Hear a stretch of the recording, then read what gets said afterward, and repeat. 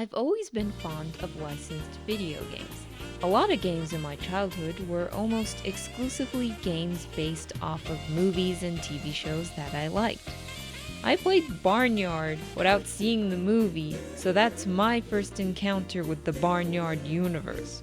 For the most part, the games I got ranged from alright to pretty good, which is lucky considering most licensed video games don't have the best quality. There's a reason why. Most companies were given short deadlines and low budgets to make the games to coincide with the movie's release or come out before the TV show stops airing. So usually I'm very forgiving when it comes to these type of games, with some exceptions. Well done!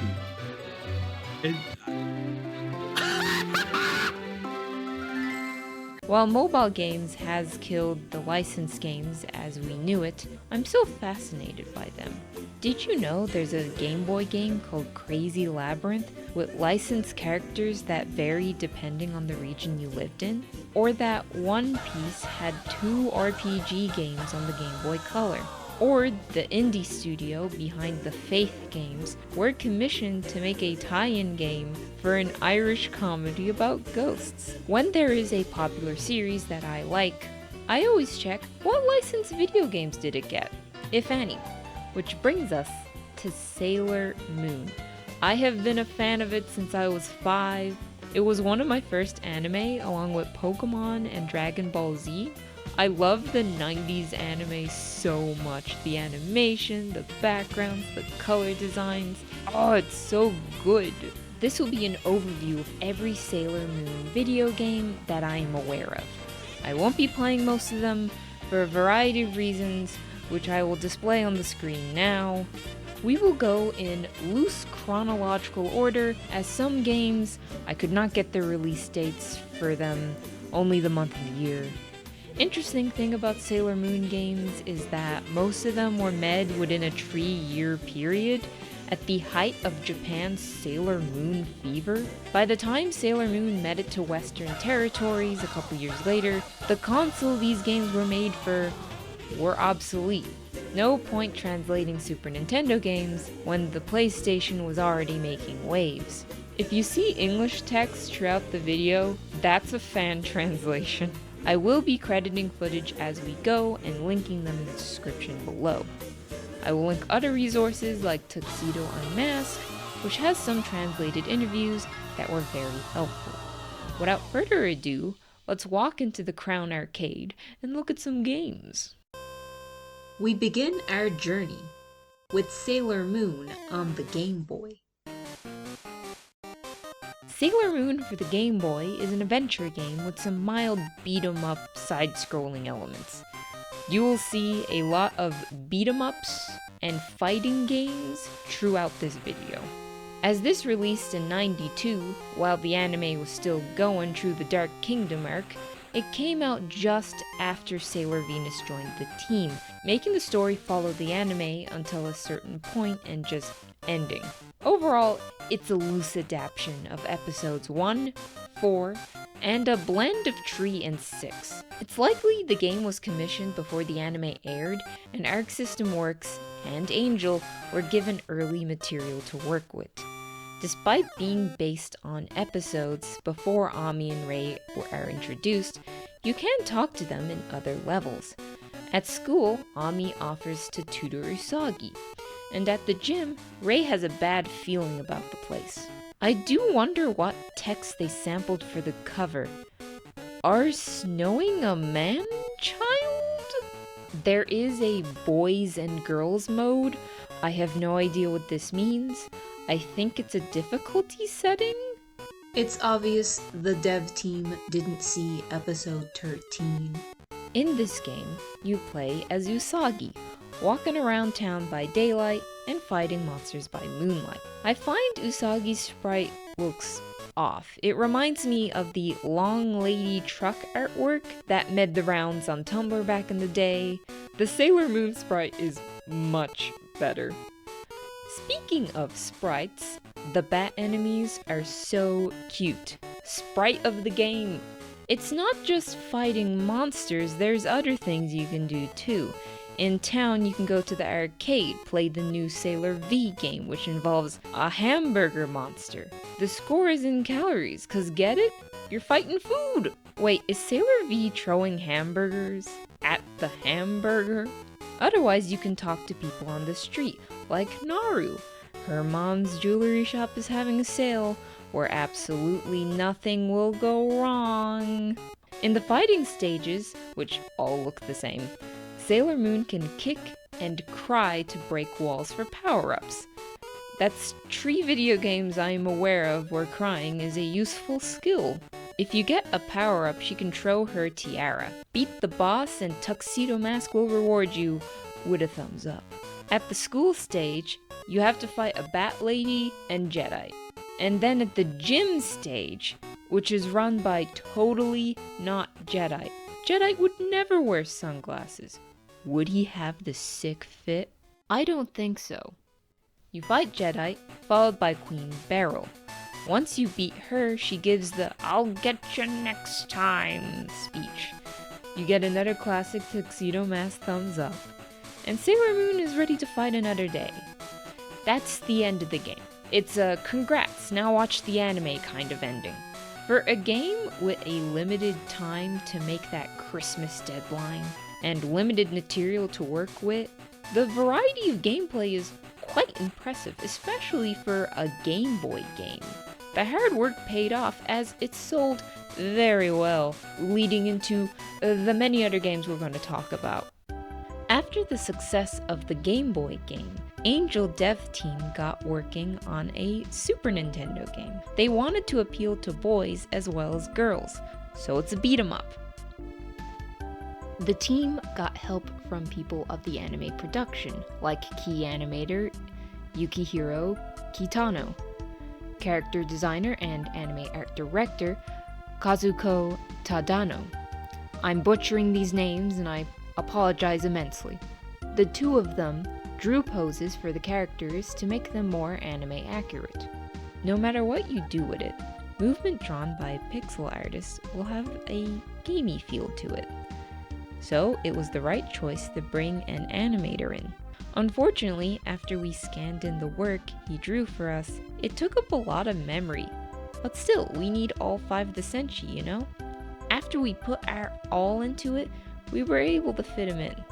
It's technically impressive that they were able to fit in so many sprites into a Super Nintendo cartridge. The unique idle animations and the characters themselves are very cute and well done. Well, except for Tuxedo Mask. Hey, Mamoru?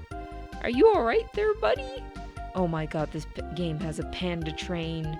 Best game, in fact, game of the century. Okay, I take it back. There's a cheat code that removes all of the girls' shoes in the stage intros. Did Dan Schneider code this game? Alright, to explain why that's there, the developers had the idea of having cheat codes for the girls to wear different outfits in their level intros, like their civilian clothes or a bathing suit. It could not be done in time, so the feet cheat code remained. Animators weren't the only people to lend a hand. Takanori Arisawa, anime composer, did the music for the game. The theme song and Tuxedo Mask's team are recreated in the soundtrack. Last but not least, Takeuchi herself designed some of the enemies. At the time, having a roster this large was uncommon, and it's not just for the show. Each one has their differences. Sailor Moon is an average all-rounder type.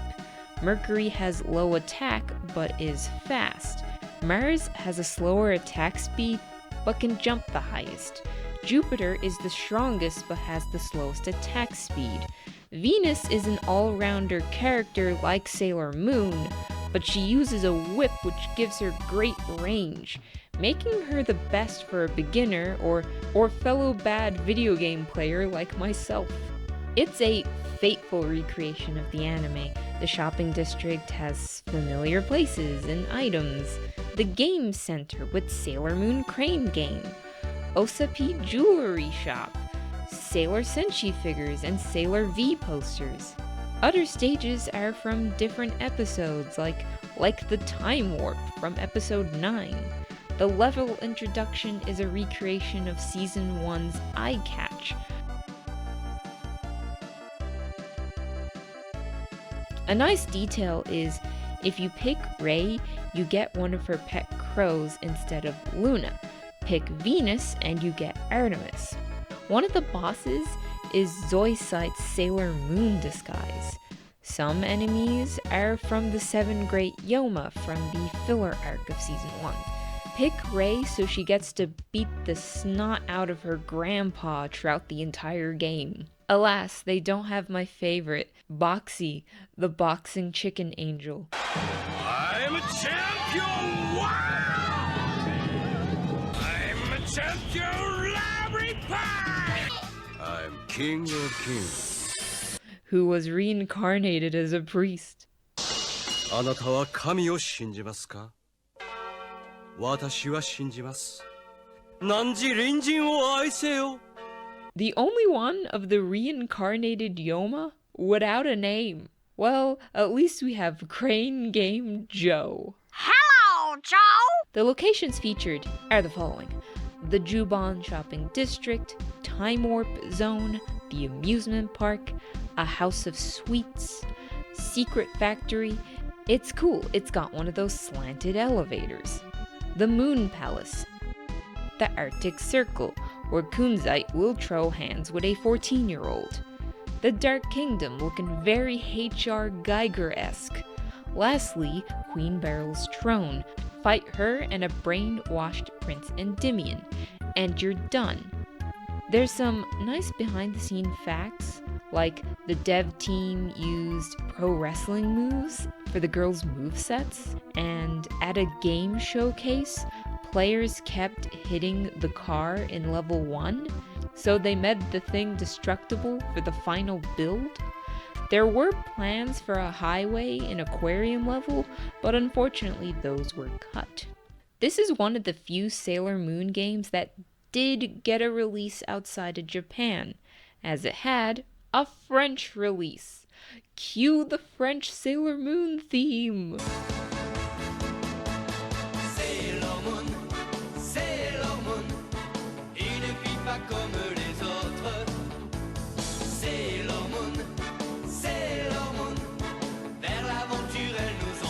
It is a known fact that every single Sailor Moon theme song is a banger. Play as Bunny, Molly, Rhea, Marcy, and Matilda. Look at this cover. It's in French. There are some small translation errors in the French build of the game. My favorite, the game over text, which was meant to be thin, ended up as sin. They say if you lose on the French Sailor Moon game, you go to hell before you die.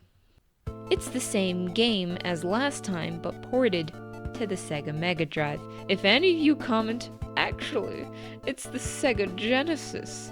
You need to understand I'm European. I grew up playing a Sega Mega Drive. I'm calling it that until I die. Get your Bible name out of my face. Nowadays, ports on different consoles are very similar. Maybe you get some small performance differences, but back in the day, different console meant either you get a lot of visual differences or you're getting a completely different game entirely. In this case, we got the differences between the Super Nintendo 16 bits to the Mega Drive's 32 bits. Visuals differ a little. Tuxedo Unmasked looks much better. You get different sound fonts, small visual changes like backgrounds, and the attract mode has opening cutscenes. If you're looking for 2-player, that is exclusive to the Super Nintendo version. Pixel art is still lovely. When Tuxedo Mask shows up and you're playing as Usagi, her portrait gets heart eyes. The stages differ a bit. Here's the order. You have a different looking shopping district. The Time Warp has been replaced with an elevator and tower roof. Amusement park, sweet house. The cut highway level made it in this time. Factory, shiny hallway, which I think is the Moon Palace. the underground caverns that lead to the D Point, the Arctic Circle, the Dark Kingdom, Beryl's Throne, where once again you fight Beryl and Endymion. Lastly, you fight Queen Metallica, if you played on hard mode, that is. Evil is defeated. All is well until the other 4 arcs happen. The game was published by Maba. Maba was a partnership between Mattel and Bandai to sell Barbie dolls in Japan. But for a short time, it was used to publish Mega Drive games in Japan. Patlabor, 98, Ultraman, Shin-Chan, and lastly, Sailor Moon. 3 of those were ports. The sequel to the first Sailor Moon game on the Super NES, it's Sailor Moon R. What does the R stand for? No one has a definite answer for this. A CD booklet said it stands for Romance, Return, or Rose. So it's kinda choose your own interpretation there. Sailor Moon R follows the Black Moon Clan arc. Chibiusa fell from the sky, and now you gotta deal with these bozos. Prince Demand and the Crystal Crew. The tree aliens from the first half of Sailor Moon R, that was an anime-only filler arc. As far as the games are concerned, it never happened. It's similar to the first game, same playable characters, the enemies are droids instead of Yoma. They updated the eye catch to match that season's eye catch.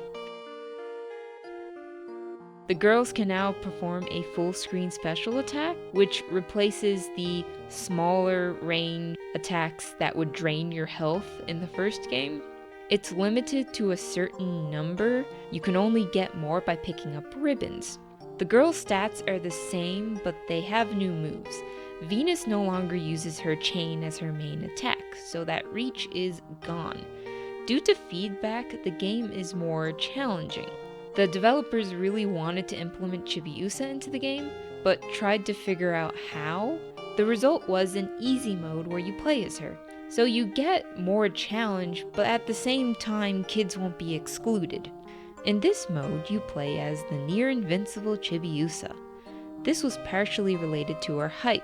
It really wouldn't look so nice to have Chibiusa get punched by the enemies, so we meant it that even a little kid could make it to the end. Along with easy mode, there's a fighting minigame. Each stage ends with Tuxedo Unmasked, pretty much telling you, good job, he looks so much better here now. This is the order of how the game goes. You start with the TA Girls Academy Festival, and the streets where it's Christmas time. You fight Esmeralda.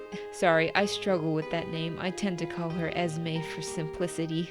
When you defeat her, you go to the magical gnome forest. Its official name is Fantasy Attraction, so I guess it's the amusement park. There is a raft section. It makes sense. This stage ends with a fight with Saphir. In stage 3, Sailor Pluto opens the space-time door, so you're in Crystal Tokyo where you fight Rubius. Lastly, the Black Moon Clan's lair, Nemesis, with Prince Demand as the final boss. No Wiseman, no Chibiusa becoming evil. The game just ends with, oh no, the lair, it's crumbling. Chibiusa used the space-time door key. And then Neo Queen Serenity's like, thanks for saving the day. Good job. If you played on hard mode, Pluto will also be there. Seeing how the game came out before all those plot points happened in the anime, I can see why the game is short and suddenly stops once the prince is dealt with. In fact, the sisters were meant to be bosses, and Pluto was planned to be a playable character. Ironically, there was not enough space and time to implement her into the game. Tuxedo Mask content was cut too. He was supposed to show up in the background of the fighting game on a motorcycle. In the main game, he was supposed to help by throwing a smoking bomber and running off. This was just stuff mentioned in their interview. There were more cut plans. A shame. But what about Sailor Moon R for the Game Boy that came out 4 months later? Does it tell the full story? Sailor Moon R for the Game Boy is like the first Game Boy game, but with more platforming elements. The sprites are improved. The overworld now has a map, so it's less like a maze. There's a new hamburgerless Sailor V game to play along with more games like High or Low, a quiz, memory game, and fortune telling. If you play story mode, you get to play as all of the inner senshi and Chibiusa in different stages as the story progresses. In arcade mode, you play as one character, with all of the cutscenes removed, in case you want to play the game on the go with your favorite character. You get the full story here, Wiseman, Chibiusa joining the Black Moon clan, it's all here. Maybe that 4-month delay was so the team could get the full story. Out of the 2 Game Boy games, I would say this is the one to go for. First things first, let's talk about the Sega Pico. It was an edutainment console for young kids that released in 1993 in Japan, and 94 for North America and Europe. It used a drawing tablet-like interface. The pen worked on books that were meant for the Pico. These books had a cartridge port to connect the book to the console, but it had another function. Using the same hardware as the Sega Mega Drive, if you connected the Pico to the TV with the cartridge you wanted to use, you get games on the TV. Turn the page to change what you wanted to play, then use the pen to interact with it. It's like a leapfrog reader and VTech Smile rolled into one. The Pico was very successful in Japan, and it was succeeded by the Advanced Pico Bina in 2005. There were many licensed games during its run, from Shin-Chan to Sesame Street, Kamen Rider, various Disney titles, and even Sega's own Sonic the Hedgehog and Echo Jr. Over in Europe and America, it didn't make as big as a splash as it did in Japan. This is Pico from Sega. You know, Sega! Now onto Sailor Moon S. What does the S stand for? It stands for Super. You just have to watch the eye catch to know.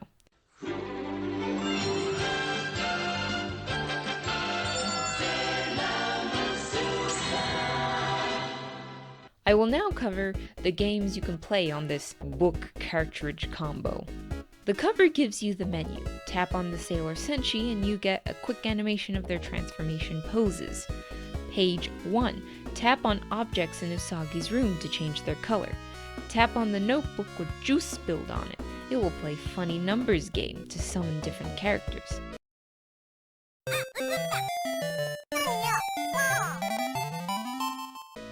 Page 2. Usagi, Michiru, and Haruka are celebrating Chibiusa's birthday. Look, they cut her flowers and ribbons. Wow! Time to decorate the cake. Page 3. Oh no! Mamoru has been captured by Kalanite from the Debt Busters with her goon, purple cat monster Neko Neuro. Quick! Spin the ring to match the Sailor Scout to their corresponding symbol. Get it wrong and Mama will be electrocuted. Oh, thank God the girls have arrived. Page 4. They got Neko Neuro and Kalanite cornered. Now is the time to strike.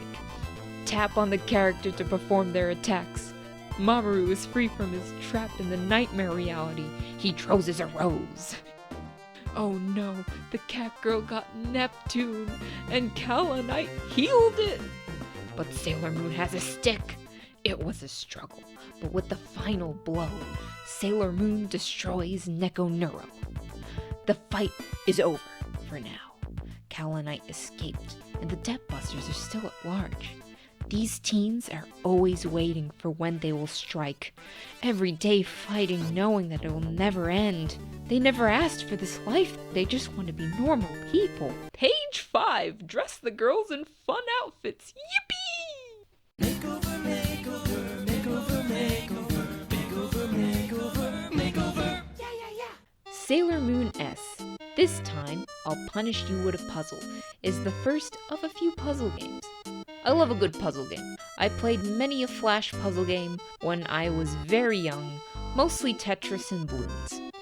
Here we have a puzzle called Same Game, or Chain Shot, a Japanese puzzle game where you select a group of colored shapes to get rid of them.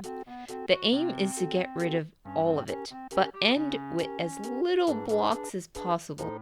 In Sailor Moon, the aim is to last longer than your opponent, either finish before they can, or fill their screen. Each character has their own unique special move to turn the tables. Overall, there are 3 modes: the original version of Chain Shot that can be played in single player, Duke It Out with a friend in multiplayer, or a single player arcade mode consisting of 10 battles in a row against the computer. The gang is all here as playable characters. Except for Saturn. I really like the soundtrack. My favorite track is the Play Selection song. It samples the voice actor's transformation calls and plays it to a funky beat.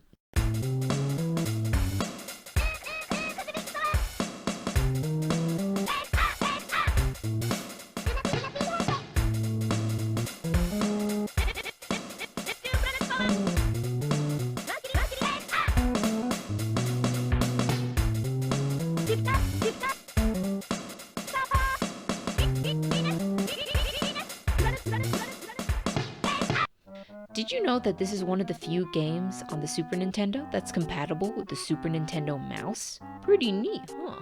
Most puzzle games were done by Tom Create. They are still around to this day with quite the selection of games.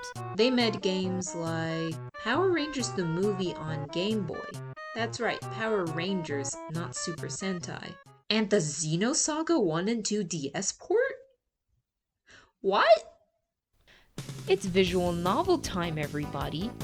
We have here an original story with all the voice actors from the anime, some original characters, and 2 original songs thrown in for good measure.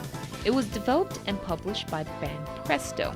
They need no introduction. They are a prevalent toy manufacturer and games developer. If you like any anime, you are likely already be familiar with them. This was made for the PC Engine home console, or as it's known in America, the TurboGrafx 16. Graphics is spelled GRA-FX for puns. Also, it was the 90s. X was extreme and cool. The console was a collaborative effort between the Nippon Electric Company, who made computers like the PC-88 and the PC-98, and Hudson Soft to expand into the home console market. The PC Engine was quite popular in Japan.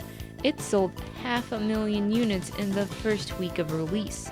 It was praised for its sleek design and small size. And it had support from major third-party companies. One genre in particular flourished on the console: the visual novel. As visual novels did well on NEC computers, many were ported onto the PC Engine. But there were original novels too. The Dead of the Brain, a port of Hideo Kojima's Snatcher, the very popular Tokimeki Memorial series, and digital comics of popular anime, like Urusei Yatsura, Patlabor, Nadia of the Blue Water. It really is a shame that a lot of them, due to the TurboGrafx 16 not really doing well in America, a lot of these games are untranslated. Due to a 2-year delay between the Japanese and American release dates, and a 1-year delay for Europe, the console did not do well against a gaming environment that was already dominated by Nintendo and Sega. Now, enough about consoles. What happens in Sailor Moon? Our story opens with a guy in a mask fighting some familiar monsters from the Dark Kingdom arc. After defeating them, the stranger takes his mask off. It's Nephrite! He's alive somehow! He wants to warn Usagi of something. Each of the main 5 have their own story. If you want to check out the game yourself and avoid spoilers, skip to here. Heads up, the transformation sequences are a bit flashy. Anyone with epilepsy should be warned. The game takes place after the girls defeated the Hell Tree from space, but before the Black Moon arc. The 4 Heavenly Kings and Queen Beryl have been revived. Before dying, Nephrite had a redemption arc when he met Naru. He fell in love with her, then he tragically died right in front of her. This was anime only. In the manga, he just died like the rest of the guys. Naru reuniting with Nephrite is a part of the plot. In the manga, the four kings were Prince Endymion's four guardians, his equivalent to the rest of the Inner Senshi. Their reincarnations were corrupted and mind-controlled by Beryl to be her henchmen. They die but become crystals that Mamoru uses to summon them for advice. Like how Usagi and Mamoru were in love in a past life, the rest of the girls were together with the four guys. Here, the girls fight their past life boyfriends in the plot. It's interesting that the game explores this within the anime's continuity. All of you may be wondering, who revived them?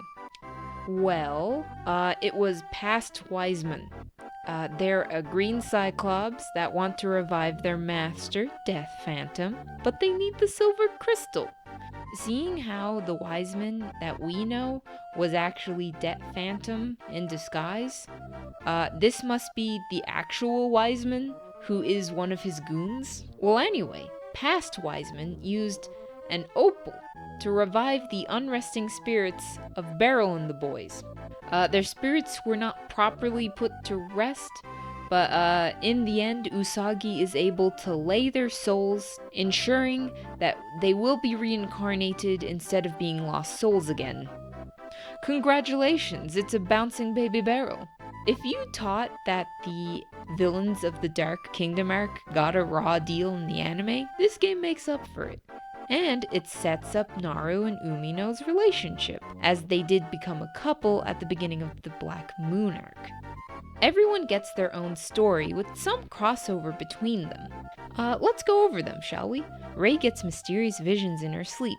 No time for that, Rei has so many love letters from a lot of girls, because she goes to an all-girls school.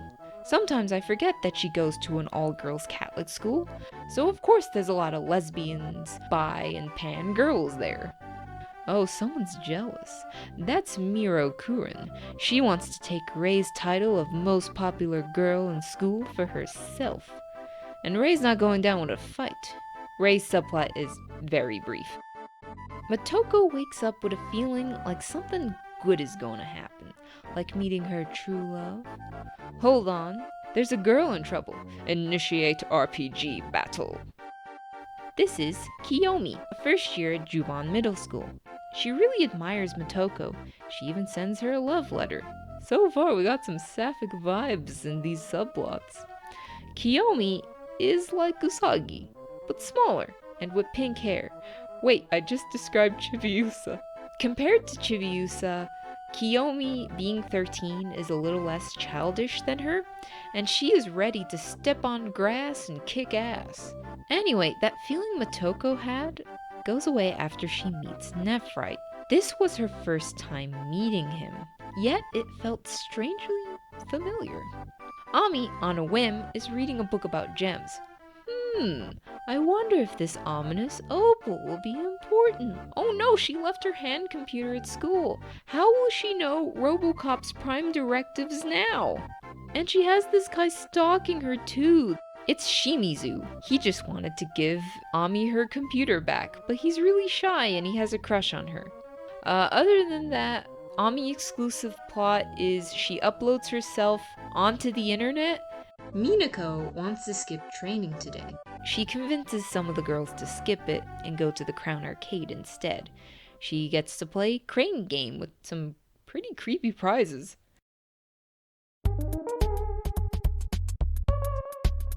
They get caught in the end and get an earful from Artemis. A part of Minako's plot is her not believing Artemis, who, a couple days ago, saw some shadowy figures at Dreamland Park. Later we find out those shadowy figures were the revived lads. While investigating, they run into Megumi, a young girl whose parents have been fighting a lot lately. She avoids going home as much as possible, and could use a distraction. Minako offers to hang out with her for the day at Dreamland. She helps the little girl, investigates Dreamland, and gets to have fun while doing it. Oh yeah, the parents fighting, that does not get mentioned again. Usagi is trying to set up Naru with Umino, the rascal. But things get complicated when Nephrite comes back. Usagi's the only one who truly believes that Nephrite is still a good guy. Her story mostly focuses on Naru, and Usagi feeling terrible that she was not strong enough in her last encounter with the Dark Kingdom to defeat them properly. Otherwise, they would have reincarnated instead of becoming lost souls. Sailor Moon S. Quiz Showdown Sailor Power Rally. Let's talk about the Plaia. This console was made by Bandai. It was marketed as a kids' edutainment console and multimedia device. Look at the controller. It uses infrared technology like a remote. And the buttons have pause, play, fast forward, and rewind buttons. Think of it as the Japanese equivalent to the Philips CDI. Unlike the Pico, it did okay, with just over 30 games for the thing, and 6 cancelled games. Most of them being educational and quiz-based. Not even the Elements Voice series Pop Idol games, which were meant to appeal to an adult audience, could not save the console. Which is kinda jarring for an edutainment console, but okay. When it was discontinued, unsold Plaias were repurposed by Banpresto to make kinetoscopes, some of which were Sailor Moon themed. Bandai went on to team up with Apple to make the Apple Pippin, which did not do well, to say the least. On to the Sailor Moon Quiz Showdown Sailor Power Rally. Professor Tomoe has concocted his latest daemon. It's the most diabolical one yet. It asks you trivia questions. Her name is Quiz. A writer, Asako Misaki, gets her pure heart stolen and taken by Quiz, and she has revived 5 previous monsters. The gang have to go through different rounds of questions in order to get Misaki's heart back.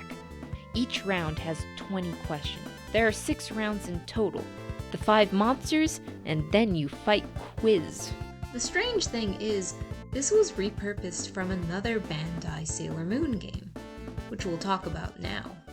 Released 3 days later from our previous quiz game, it's Sailor Moon, Responding Moon Call on the Terabeo, another Bandai electronic interactive device.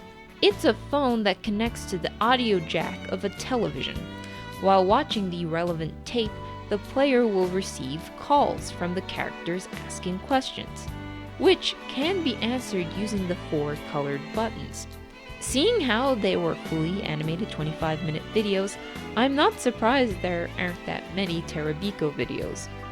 Sailor Moon aside, there was Hello Kitty, Moomin, Anapaman, Yu Hamami's American Kids, Lady Lin, Sally the Witch, Doraemon, Keropi, Ultraman, Ultra 7, Q Taro Control, Pakasaurus, Dragon Ball Z, and Super Mario.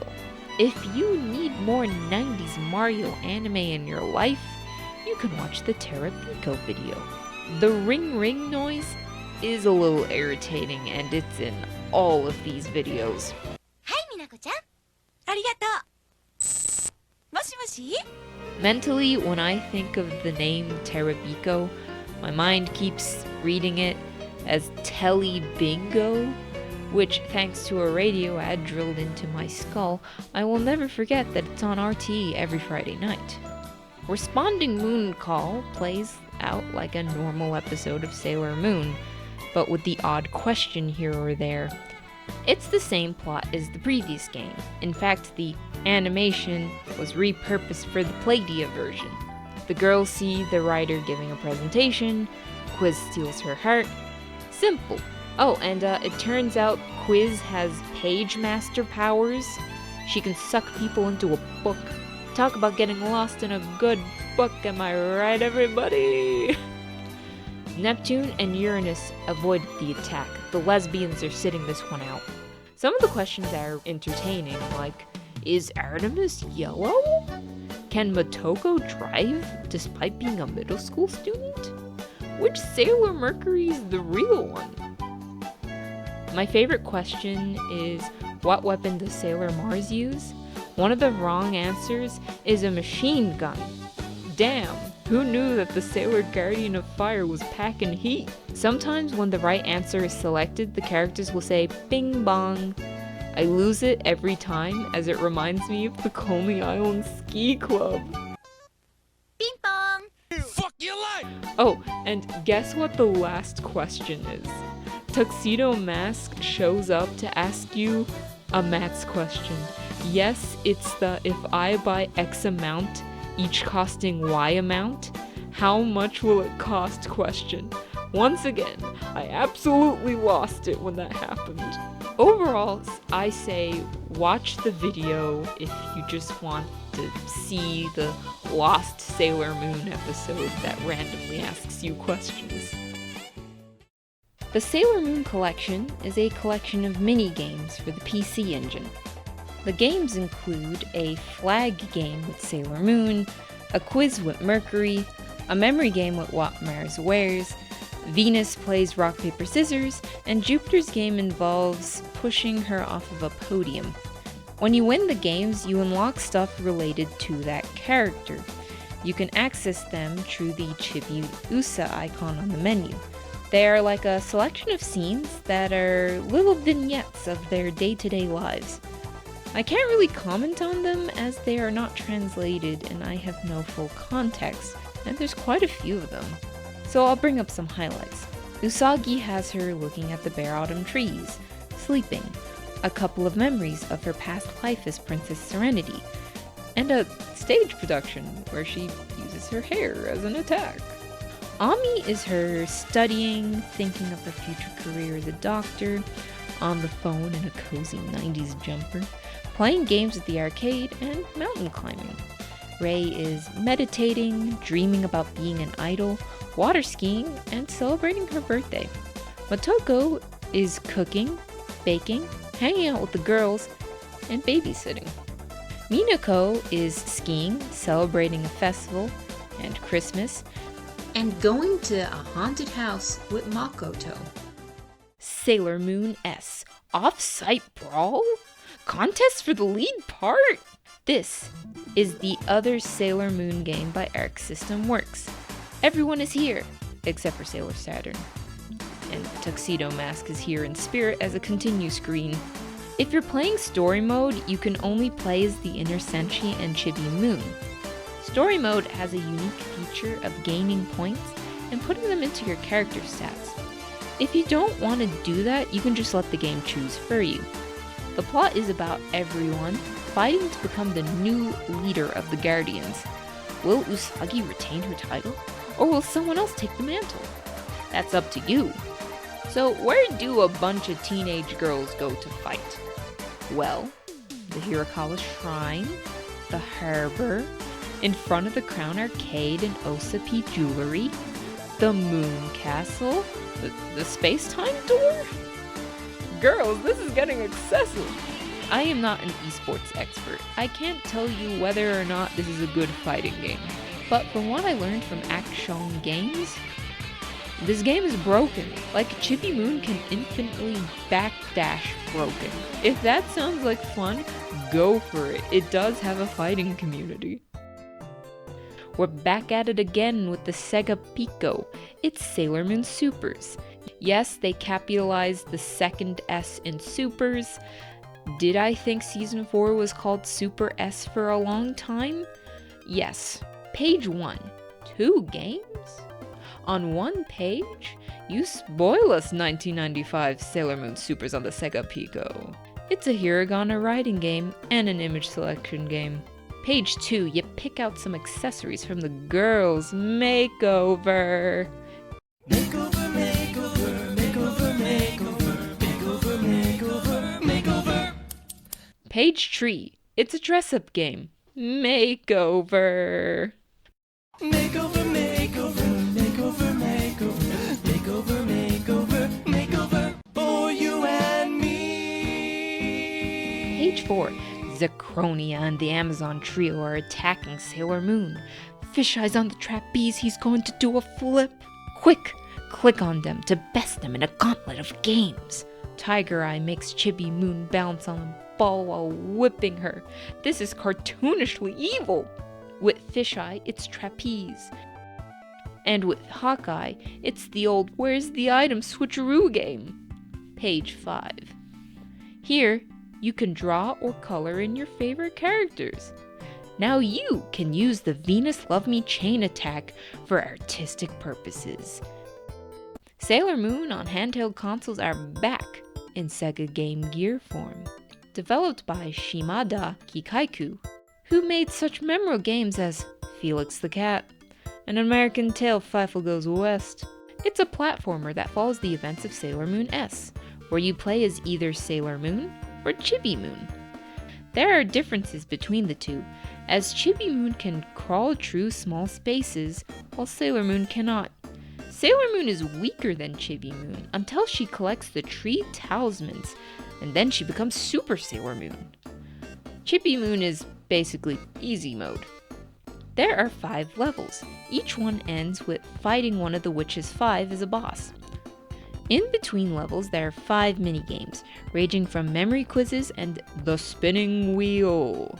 The ending depends on who you played as. With Chibi Moon, Sailor Moon is like, "Great job, kid, I'll take it from here." With Sailor Moon, Professor Tomoe says, "Tee-hee-hee, no matter, I will get the Holy Grail at some point." Sailor Moon S, Kurukurin. It's a puzzle game inspired by the plot of the Debt Busters arc. The aim of the game is to go through the puzzle pieces, which are a bunch of hearts, and obtain the tree talisman for your opponent. This was done by clearing matching colored hearts to get the talisman to the bottom of the screen. The light hearts are unknown. You must put your cursor over them to reveal their true colors. It's a fun game. I'm also very bad at it. I did not win a single one. That's a me problem though. There are many items, from roaches removing your color of choice to the silver crystal, which is pink in-game, having a different effect depending on what color heart you use it on. And then there's daemon eggs that grow into daemons that will steal a talisman. On top of the items, each character has a special move. My personal favorite is Tuxedo Unmasked, just standing in front of the opponent's screen. Saturn's is summoning tree daemon eggs, which is so evil! Sailor Moon S for the Treadio. Oh boy, the Treadio. It certainly was a console. EA founder Trip Hawkins left the company in 1991 to found the Treadio Company. He got Panasonic to make the console. It was expensive, it failed miserably. It did have a few games more than other failed consoles we covered here. In fact, the console was popular with Japanese indie developers. Out of the many failed consoles out there, I think the Treadio is one of the better and interesting ones. The Simpsons is brought to you by 3DO, the most advanced home gaming system in the universe. What are you playing with? Do you like 90s 3D graphic menus? Then you'll like this game. It's a fighting game with every Sailor Guardian playable, except for Saturn. For the time, these graphics are really nice. It's pretty close to the anime and has aged better than the 3D opening. Okay, not a bad start. Oh wow. Well, it seems we are now in the music video for Rome by the B-52s. Once again, not bad. Oh no, what are they doing? Are they dancing? Fighting? Uranus seems to be playing American football? This isn't bad. The combination of 3D and 2D assets is well done. Pluto is giving everyone the stink eye. Usagi? Are you okay? Okay, I joke, but I think this opening is cool. It's impressive for the time, and I have a soft spot for early 3D graphics. Hey you, come over here.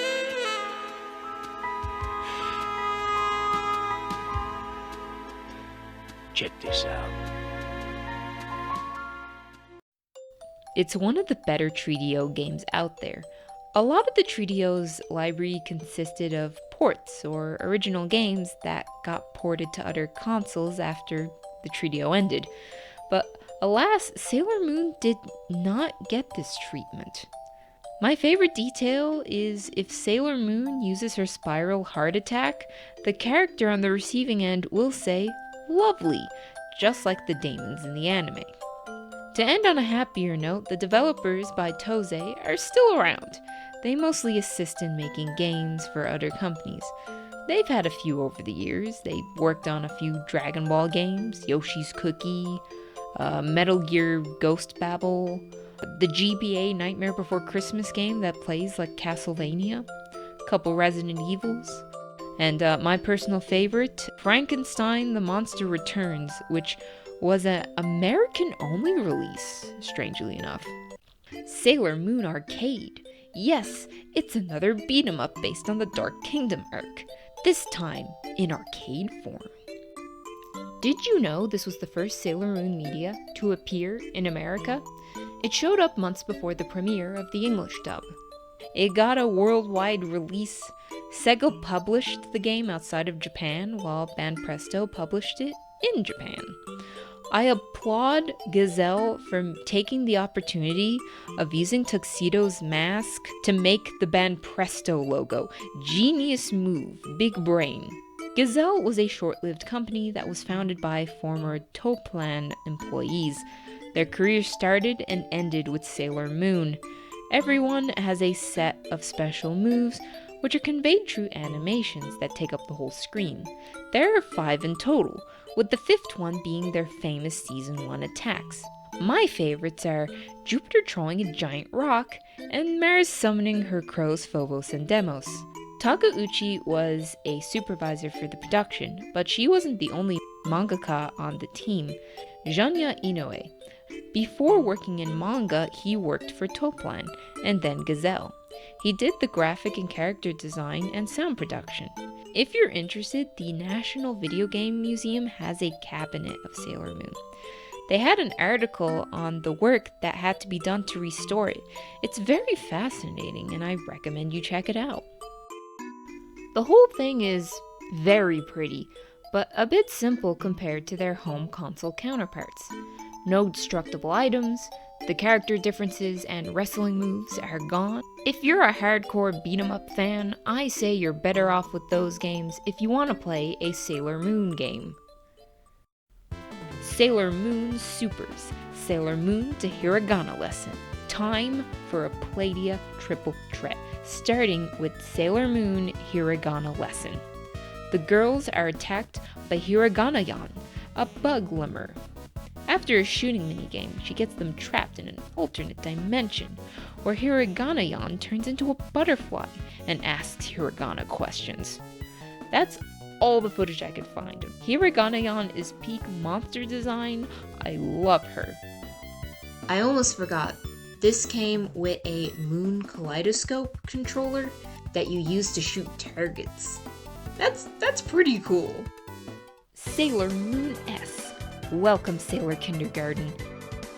You play as Chippy Usa as she goes to school, and the teachers are the Sailor Guardians. I can only guess through context clues what subjects each girl teaches, so bear with me. Jupiter's lessons involve what item goes with what, and which is the odd one out. Then road safety, how to cross the road and whatnot. My guess for her is object identification, function, and observation skills. Venus has you identify items from a silhouette, finish the shape in its missing piece. She teaches shapes. Mars teaches true storytelling and singing songs. Mercury is reaction times and reading the clock and knowing what happens at certain times. So, patience and timekeeping. Sailor Moon has pictures showing actions, and you have to select the correct one. She also has the importance of brushing your teeth, and good kid, bad kid comparisons, as in the angel cleans up after playtime, and the devil is messy and bold and he doesn't clean up at all. So I'm guessing Sailor Moon is teaching, like, how do you behave around home, manners. When all of this is over, you get a cake. Hooray, you learned! Now it's time for cake! Sailor Moon Supers. Sailor Moon and English for the first time. Now you can learn English with Sailor Moon. Right off the bat, you get an ABC song. Real Letterland hours here. Chibiusa is at home and the girls visit her one by one to hang out and learn English at the same time. Between sessions, Helios shows up to say something. I am guessing it's, "Good job, you learned so much. Good night." Minako takes her to the zoo. This is where we learn animal names, the words for left and right, monkey circus minigames.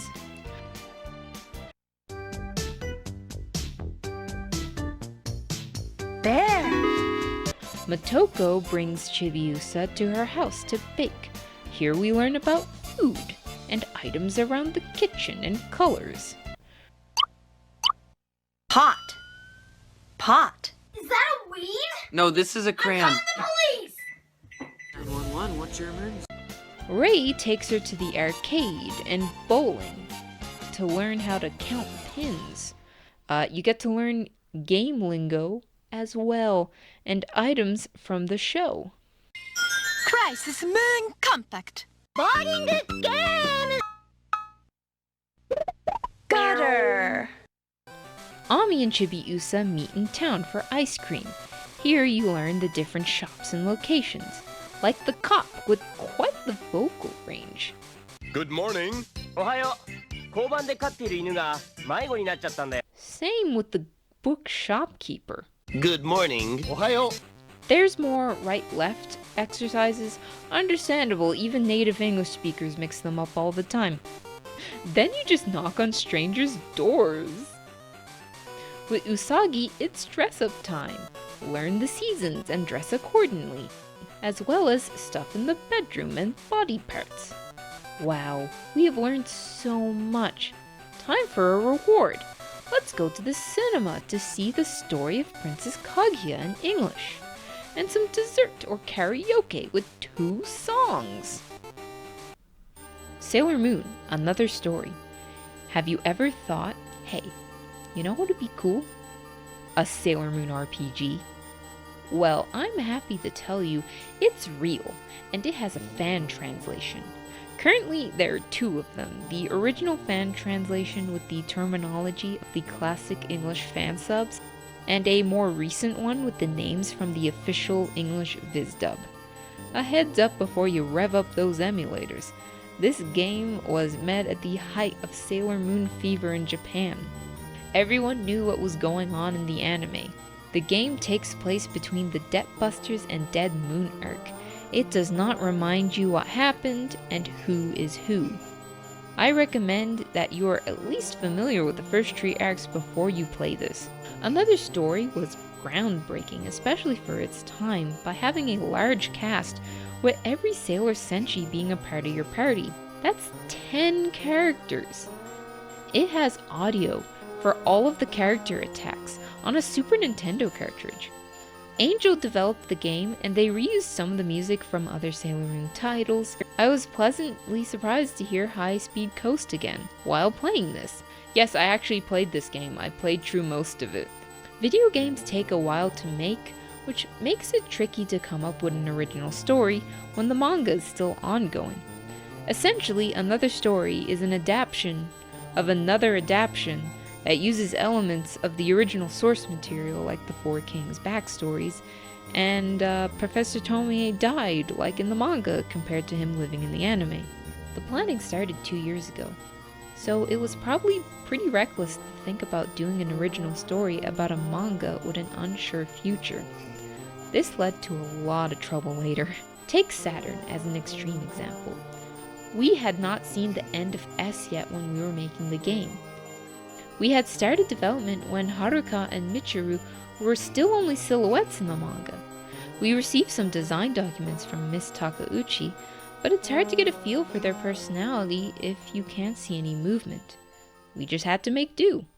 As it took place in modern times, the developers went on to implement game features in day-to-day objects, like buying stuff from vending machines and having an accessory shop instead of an armor shop. Another story has a link system. It's very fascinating. By pressing the start button, you can arrange the girls in groups of 2 or 3. If they are compatible, you unlock a link tech.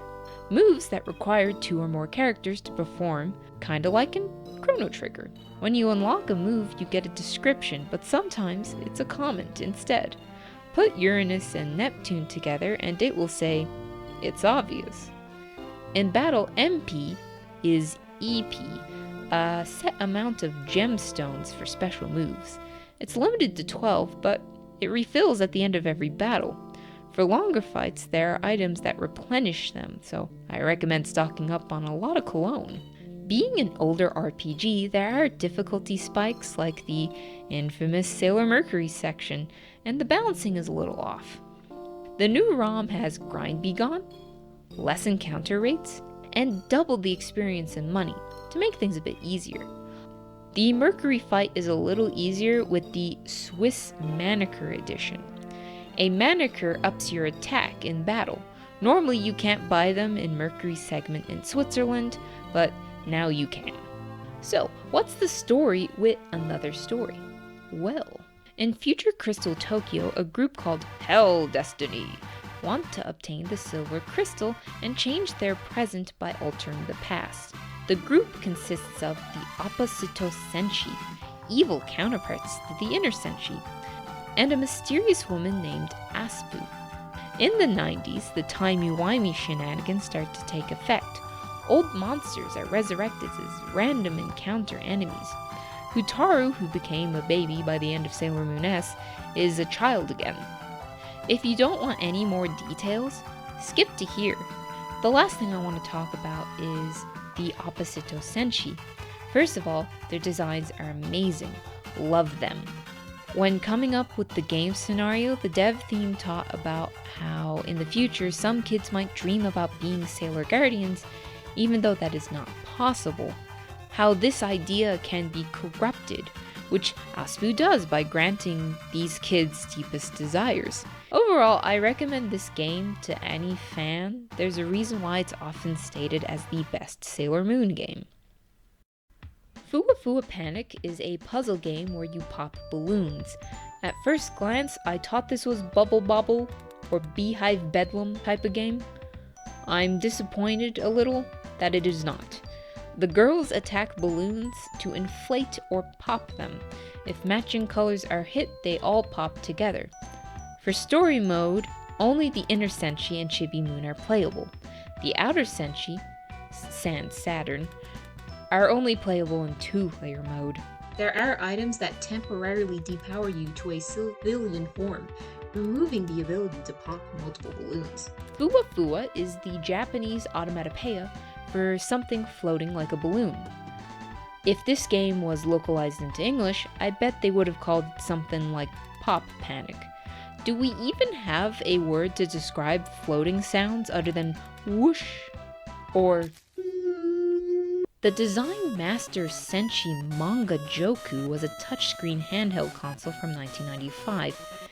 It's cited as the first touchscreen console. Second place goes to the Philips Intuit. It was capable of animating 6 frames, which can be saved, turning a drawing into a sliding puzzle. The most unique feature was making your own sprite to feature in the games. The idea behind the console was to help kids learn how to draw and play some games. The box would indicate which was which with a G or an M to tell you what software you were buying. The console was marketed at boys originally, but Bandai tried to get girls interested by releasing an alternate version called the Palusetia. Other Design Master variants are a Blue Mega Man edition, a Shonen Jump Gold edition made for a contest in which only 300 were made, and a pink Sailor Moon themed console made to celebrate Nakaoshi's 40th anniversary. Only 9 cartridges were made, 4 games, 4 designs, and a contest cart. The games were Dragon Ball, Dungeon Diver, Sailor Moon, and Mega Man X3. The design carts were Dragon Ball, Slam Dunk, Street Fighter 2, and once again Mega Man X3. The concert cart was from the aforementioned Shonen Jump competition. Only 300 were made. Due to the console's short lifespan, this is one, if not the rarest Sailor Moon game. Sailor Moon Supers, Battle for the True Protagonist. Our first PlayStation game with 3D rendered characters that looks a bit awkward nowadays. I think it's the legs that bother me. They look like Betty Spaghetti's. It's charming in the early 90s 3D animation way. The 3D render of Luna P in the loading screen just gives me good vibes. And your skill points are represented by a floating red opaque cube. It decreases readability, but the coolness factor is off the charts. We have a 3D opening as a treat. Everyone fights a goo monster. I can't read the text explaining the plot, but judging by the name of the game, I guess it's the fighting to determine the leader plot we get in every other Sailor Moon fighting game. The report cards just look like an old 90s website to me. It's beautiful. Let's talk locations. While the models are rough by today's standards, the backgrounds are nice 2D renders. It looks like they got scans from the backgrounds of the anime. They include Haikura Shrine, the bookshop, the streets, inside the shrine, I think, Crystal Tokyo, a crystal stage, a boat, the apocalypse, Yay! Ka-ta-ta! La la la la la! and a car. The music in this game, it owns, especially the character themes. Venus's has a homage to the Baramarama song of the same name.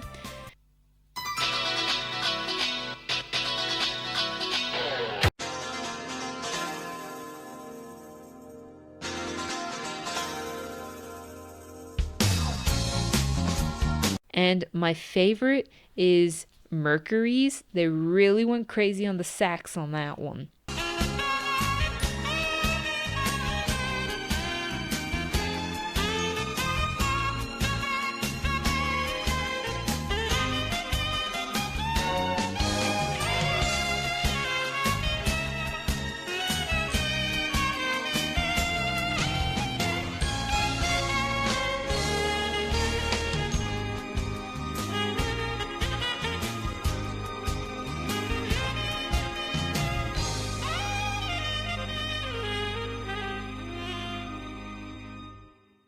The experience of hearing the song in-game is different.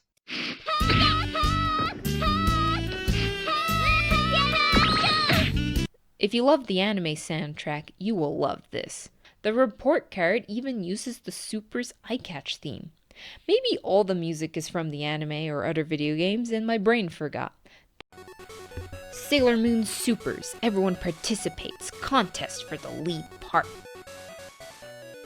Yes, while the fighting games went 3D, they did not leave the Super Nintendo, as in the same year, the same month even, there was another fighting game. The game has two developers, Monolith Corp and Make Software Inc. Monolith Corp made other fighters. This was their last. Make Software left the games industry 2 years later to make photo boot machines until they declared bankruptcy in 2018. So, no hope for a sold-out 2. Bummer. Once again, the girls are fighting for the leadership role. It uses some of the stages from previous games with some new ones mixed in. One stage has the Dead Moon Circus on the Tokyo skyline. Ah! The Dead Moon Circus! At night. Sailor Stars, Tokimeki Party. This is the last Sega Pico game we will cover today. It's not just the end of the Pico, it's the end of the anime. Sailor Stars was the last season. Until the Viz releases, English-speaking territories never got Sailor Stars. In the 90s, there was something queer that they could not censor, like the infamous cousins, or calling effeminate men like Zoisite and Fisheye women. They kept the scene where Fisheye gets topless. In the 90s dub, that makes Fisheye a trans woman. The controversy was the Sailor Starlights. This trio are Sailor Guardians from outside of the solar system. Their planet was destroyed by Sailor Galaxia, and they went to Earth for help. In the manga, the Starlights disguised themselves as boys, while in the anime, they physically changed their bodies into boys. In other words, they trans their genders. When they transform, they turn back into girls. Either way, the Starlights are gender fluid icons. The Sailor Stars were too trans for 90s American TV, so it was not dubbed despite Sailor Moon's popularity. In Italy, it was very funny what they did. There was already controversy over there, as a psychologist claimed that Sailor Moon made boys gay. The dub changed it so that the civilian boys summoned their magical twin sisters to fight. There was controversy in Japan as well. Takeuchi was not a fan of the anime adaptation of the Sailor Starlights. Anyway, enough about gender roles in LGBT teams. Back to talking about an educational kids book game. This one has 10 games in it. First, match the boxes to their corresponding animals. 2. Usagi has to open the boxes to fight the bad guy. 3. Usagi has to clean her room. I like the sprites in this one. 4. After cleaning her room, Usagi deserves a treat. How about some parfaits? 5. How about a round of musical chairs? 6. Find the Eternal Moon article by rubbing out these shapes. 7. Sailor Moon cloud platforming. 8. Get all the girls in the maze while avoiding a phage. 9. Release balloons into the sky, but make sure to do it at the right time, otherwise it will hit the crows. You can't be doing that, it will scare them. 10. Sailor Iron Mouse is attacking. Sailor Moon shoots lasers, she goes pew pew. Guess what? There's more. The party in the title wasn't just a buzzword. You can play a Mario Party. You can play as any one of the inner senshi, and as you roll the dice, go around the board, you either play the mentioned games, or you get a quiz question. You know the party is going to be sick when Venus brings in the lean. Get ready for Fufuu Panic 2! It's the same game, but the Starlights are playable instead of the outer senshi. This was made as an accessory Bandai made for the Super Nintendo.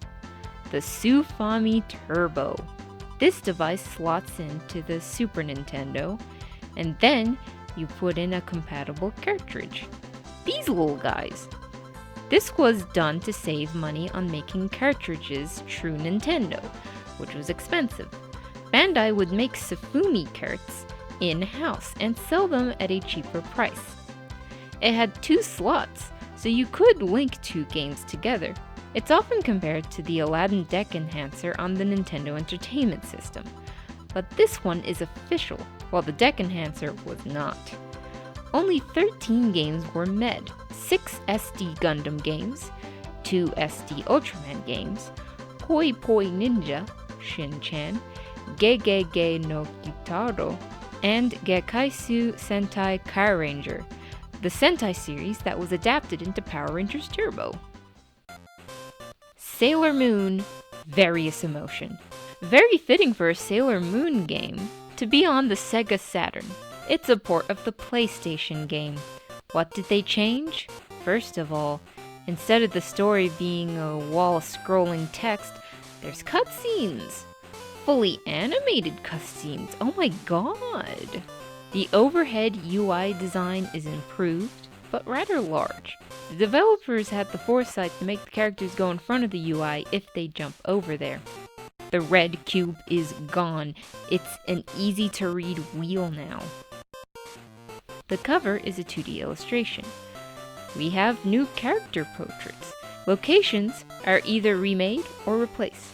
The shrine, cars, construction site, those concrete floor trenches, sorry, I don't know the real name for those. From the looks of things, maybe it's best to play this game over the original. As a kid, did you ever have those computer games where you could choose backgrounds and images to make a card or fun picture, and then you could print them out and enjoy them. That's kind of what we got here. This game was based off of the Color Form series of toys. You would get a background, slap on some characters and objects, and bingo bango, you got a fun little toy. That is what Sailor Moon and her Sailor Scouts fun computer set is all about. This is our first American game. You can play the demo on the Internet Archive right now. I will play it as well. I know, actual gameplay from me in this video? But first, let's talk about Gryphon Software. Founded in 1991 by Dwayne Maxwell, Bridget K. Burke, and Gabriel Walensky, the company had two divisions. One in graphic design and video effects, the other, children's games. The former created a program called Morph, a software that could create digital morphing effects like the one seen in Terminator 2 and George Lucas turning into a camera. Digital magic. But Morph was more affordable. In fact, this was the first time a program like this was easily available and affordable for the public. It caught on, with it being used in ads, music videos, and films like Bram Stoker's Dracula. The software was even used by the National Center for Missing and Exploited Children in their age progression programs. The other kids' games that were developed by the company were Aladdin, Lion King, Batman and Robin, Madeline, Superman, and Gryphon Bricks, the virtual brick simulator. The company was acquired by CUC International in 1997, the end of a short-lived but influential company. Now, on to the gameplay. Please enter your name and then click the OK button. Well, name's already put in. That's really weird. It remembered from last time. Pretty spooky, huh, folks? Now, in this demo, we are limited to 5 uses of the shapes here. So why don't we focus on the reason we're here, the Sailor Moon characters. Look at these sprites. They're amazing. Lita looks like an alien. Darien has a Homestuck energy to him. This is coming from someone who barely knows what Homestuck is, so I don't know, comment if that's accurate. But, ooh, they're beautiful. The idea is we select a color here. Well, okay, less so a color and more a pattern. We are limited to what we see here. Let's click on Darien. Oh, it looks even worse when clicked on. And I think we have a green pattern here. Let's click on him. The cursor turned into him. That's amazing. Why does he laugh? That's really weird. Okay, he didn't show up properly. But look at this fabulous outfit. Let's try another fabulous Darien outfit. Why does he laugh? Oh my god, that face! Oh, look at this fit. This is the pattern that you would find on a bus. Okay, we gotta give him some cool shades. Oh my god, the shades are also that pattern. Okay, we have 2 more uses before I have to refresh everything. So, let's go with this starry pattern with Luna. Yeah, look at that cat. Okay, and let's put Artemis in what I think is lightning bolts? Oh my god, he's indistinguishable from, like, his actual appearance. That just looks like Luna again. You are limited to 5 objects in the demo version. Alright then, so let's refresh. I am an absolute dummy. I could have full screened this demo in my first run. I am not making that mistake again. So here we are. Turn number 2. Please enter your name and then click the OK button. Alright, so, for Serena, why don't we go for this, with this, like, comet pattern? So Darien has a creepy laugh. What will Usagi say? Another creepy laugh. What do you know? Okay, Amy, what should we give her? I guess these diamond shapes? Okay, so she gets a bloop. Fabulous outfit, by the way. Ray! Well, Ray is fire, so why don't we give her these firework explosions? Oh, her head's cut off. Okay, let's go for another red pattern so we can get a better look at her. Okay, there she is in her little outfit. Once again, bus pattern. I guess we'll save Lita and Mina for our last refresh. So why don't we just do one more Usagi and hear that creepy laugh again? All right. Okay, let's refresh. Okay, we are back. Well, I have no idea what this is meant to be. Let's use that for Lita's outfit. I think she's wearing a hoodie and some trousers with a nice pair of pumps.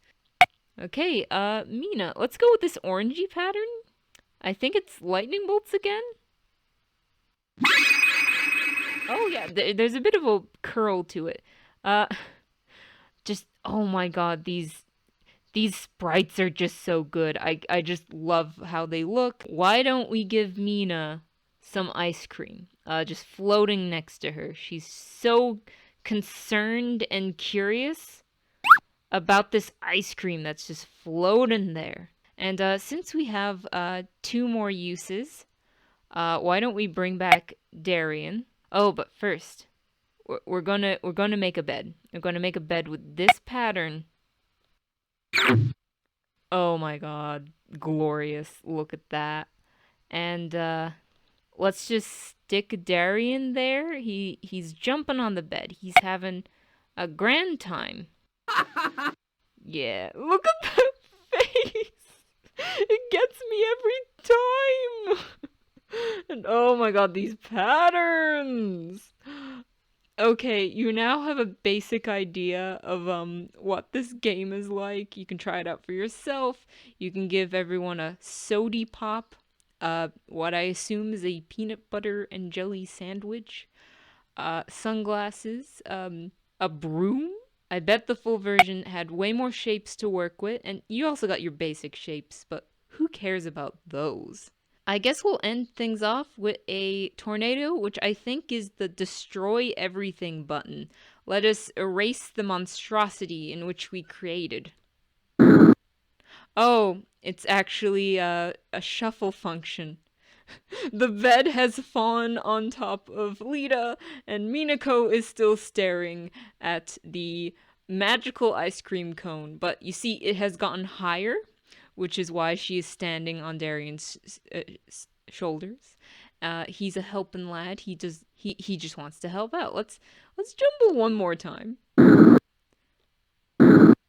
Yeah. This is weirdly a feature I like. Oh my god, I did it too fast, but briefly, Lita had the ice cream cone of power, and now she's been crushed by a bed. The ice cream cone retaliated. What do these do? Oh, that's the erase button. Okay, let's end this. Grab your coins. We are back in the arcade for quizzes and questions. It's Quiz Sailor Moon, Luck, Intellect, and Strength. The plot is about Professor Tomoe. He's evil again, and he has banished the Sailor Guardians to an island. They have to go through a series of board game-like areas with questions to get out. You can even play it with a friend. Chibiusa and Houtaro are not playable. They have more of a tutorial guiding role in this game. They run a shop together. It's very cute. Pluto is not playable. Sometimes she kind of flies in to help, but I'm not really sure what she does. The sprite work is adorable. Minako and Usagi lean over to be on the screen in the character select. It's very good.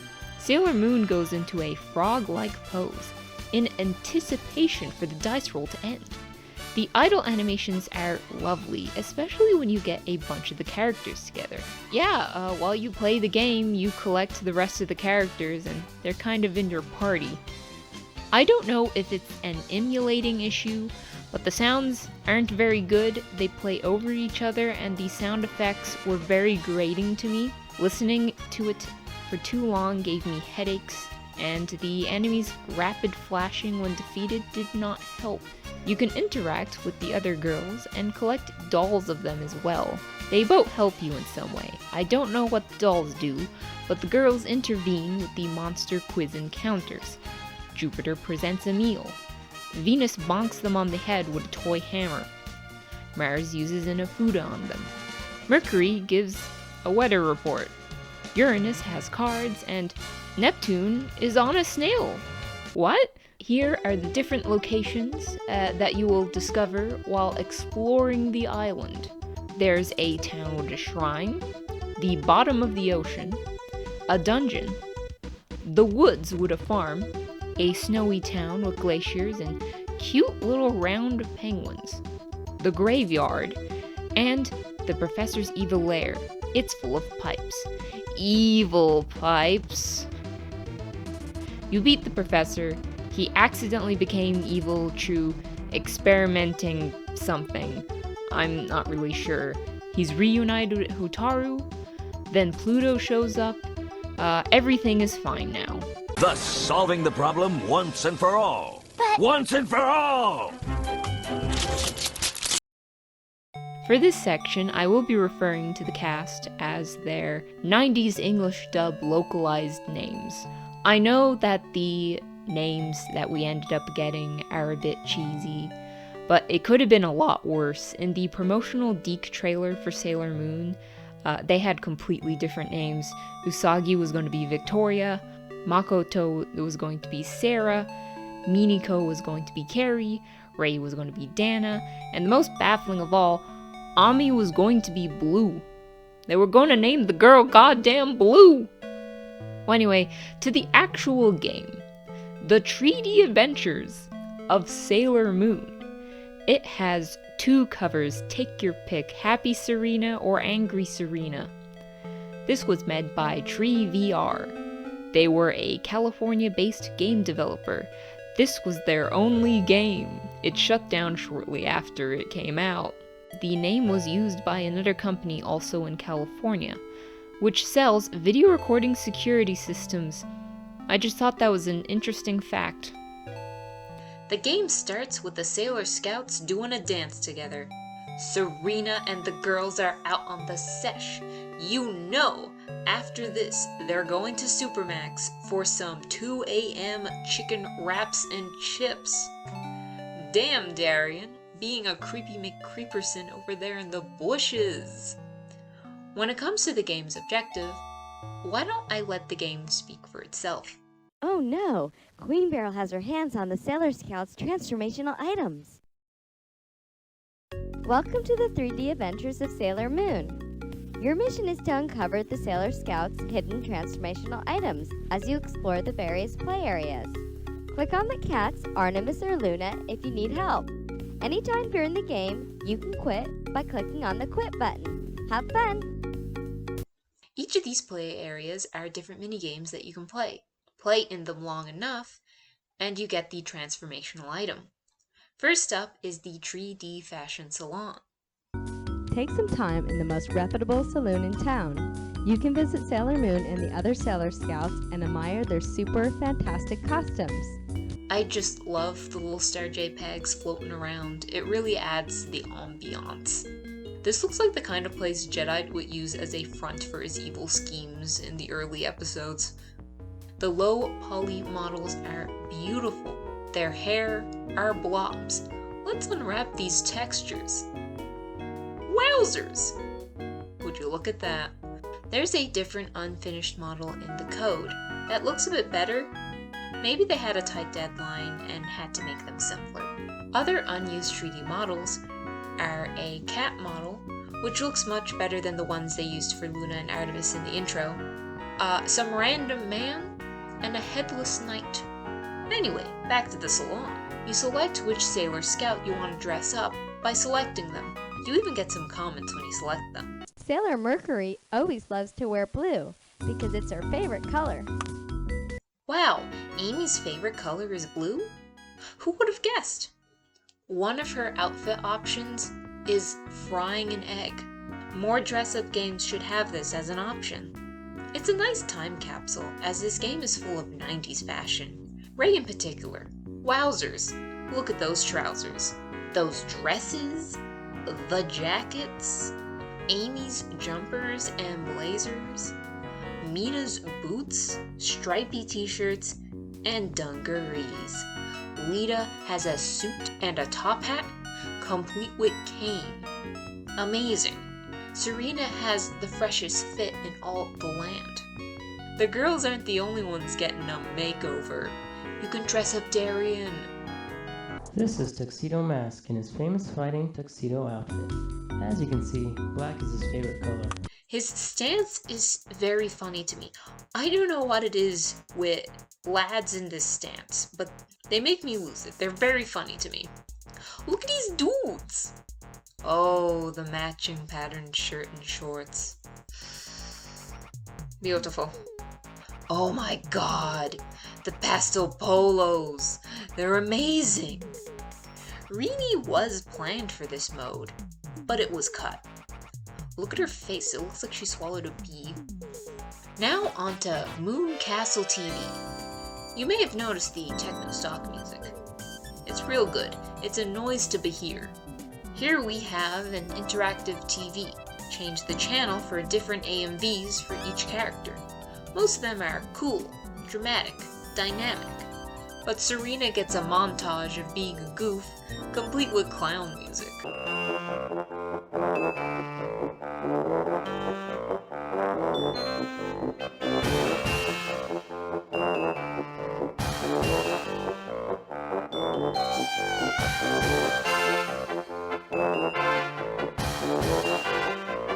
Okay, she does get a montage with Darien, showcasing their relationship together.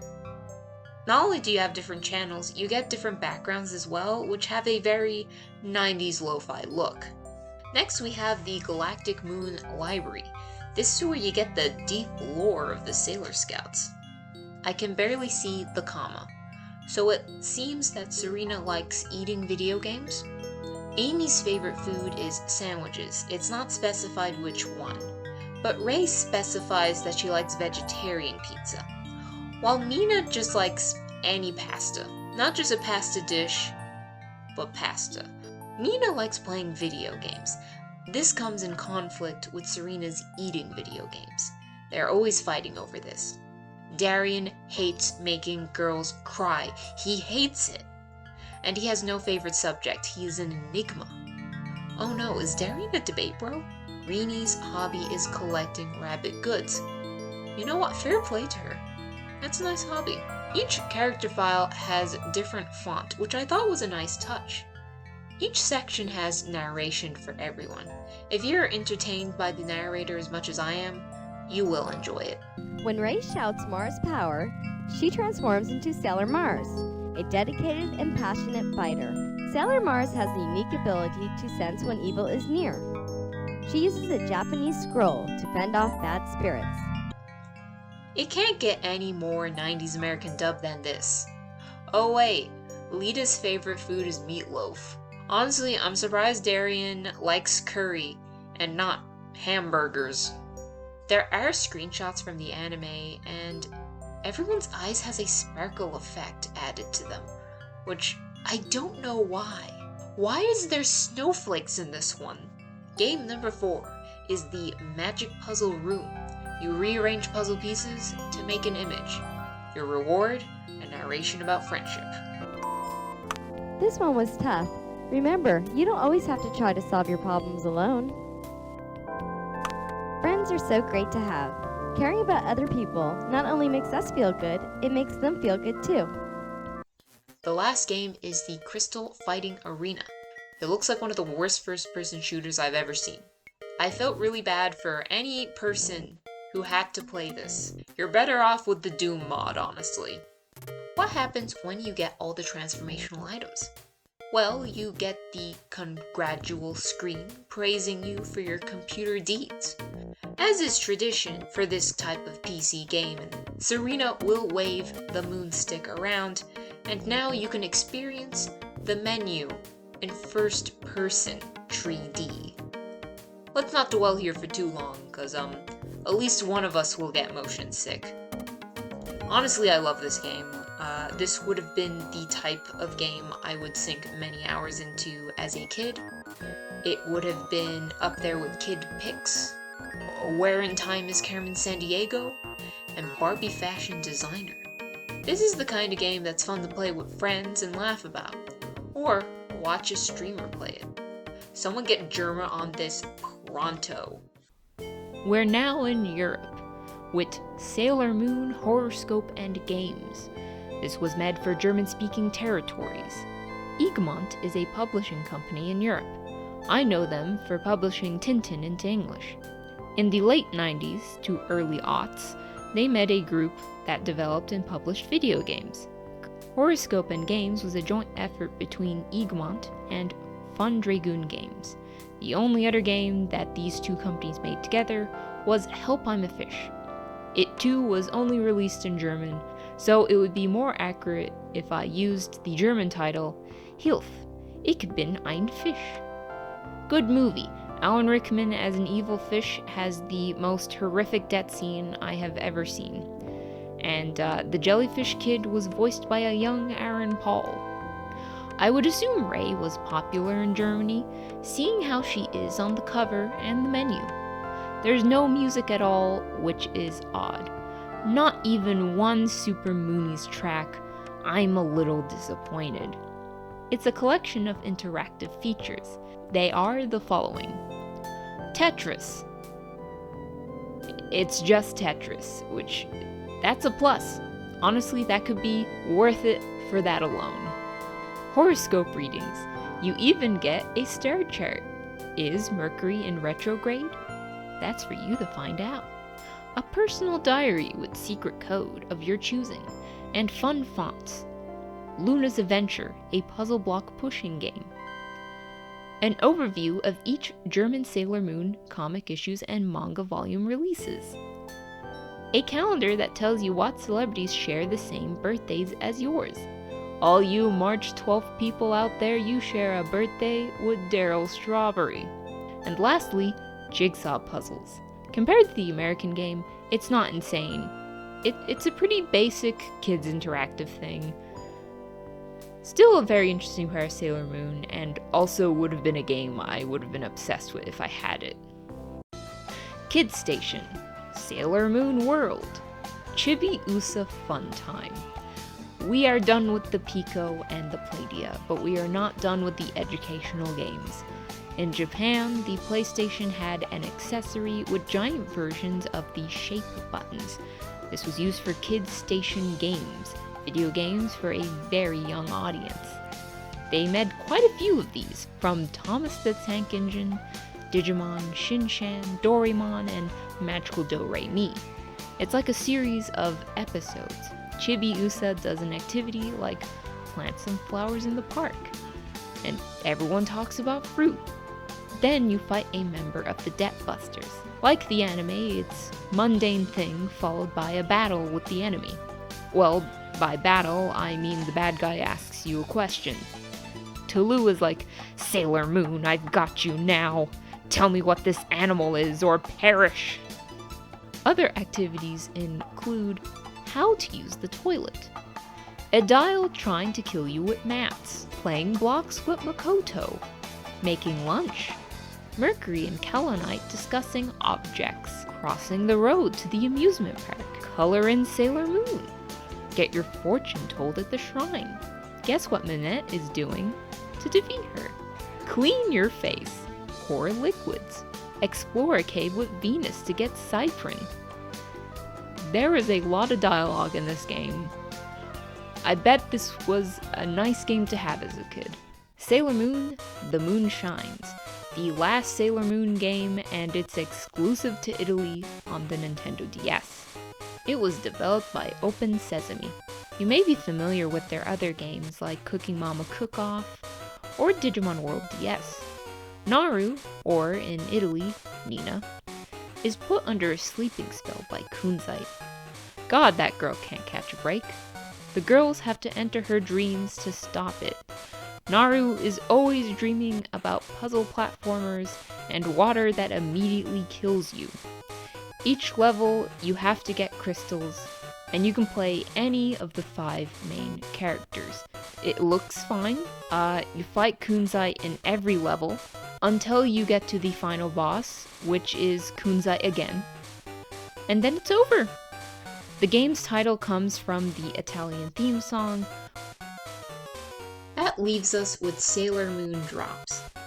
While I don't have any gambling tendencies, meaning it's easy for me not to spend money on exploitative mobile games, I do get addicted to the gameplay loop. I played Candy Crush, Frozen Freefall, and eventually Sailor Moon drops. A lot of people make fun of victims of these manipulative tactics, and that's really mean. Would you make fun of someone who got addicted to the casino, betting on sports games? It's the same thing here. This stuff is invasive and tailor-made to mess with you. Like how all the Bejeweled games I played had a crying girl as their game over screen, in the hopes that it would convince me to buy hearts instead of waiting a couple hours. Out of the insidious apps I played, Sailor Drops was the least evil, I guess. With the friend system, hearts were easy to come by.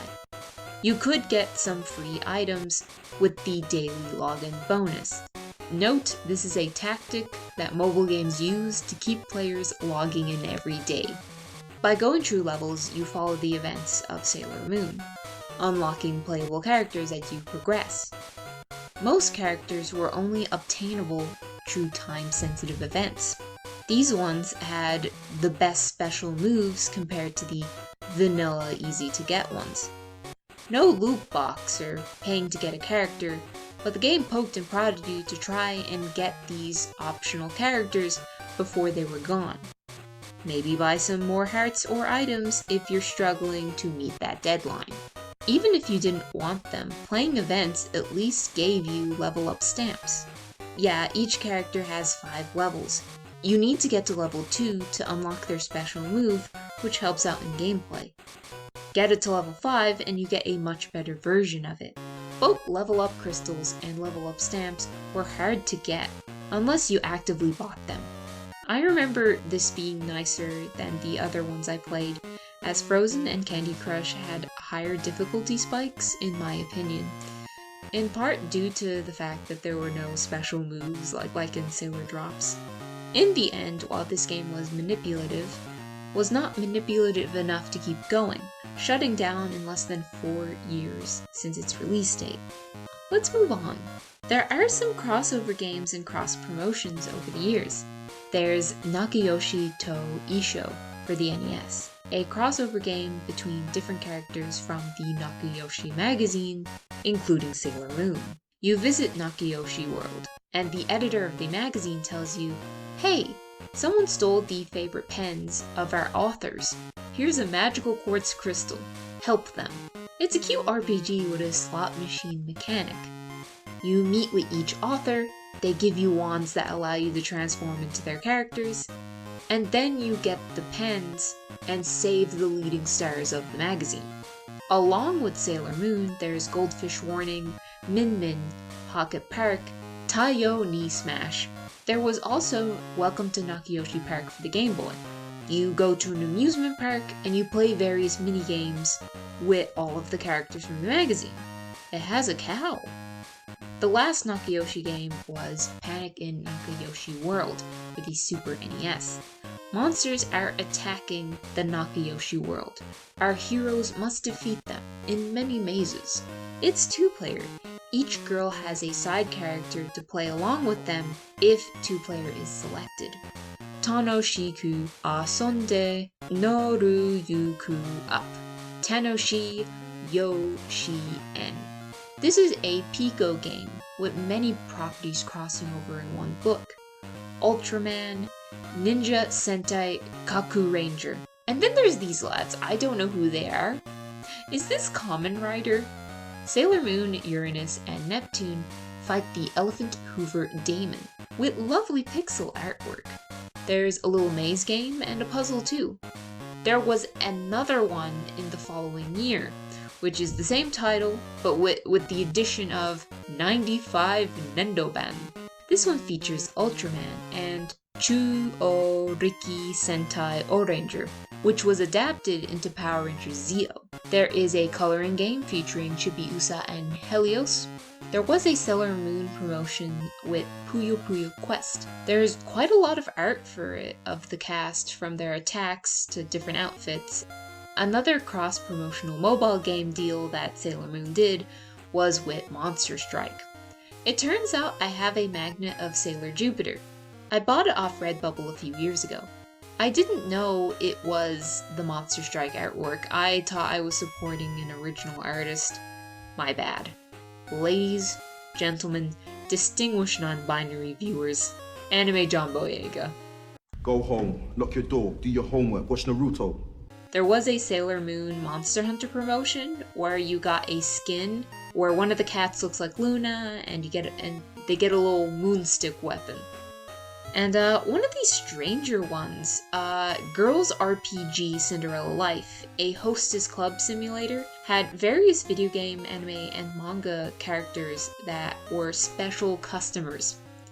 This included Tuxedo Mask. And with that, we are done covering every single Sailor Moon video game. I did not know that this would end up being an almost 2-hour video. I'm sorry about the audio inconsistencies. I've been working on this on and off for almost a year now, and I am still trying to figure out how to record audio. I think I'm a little better at it now. What type of Sailor Moon game would you like to come out now? It's been a couple years since we've had one.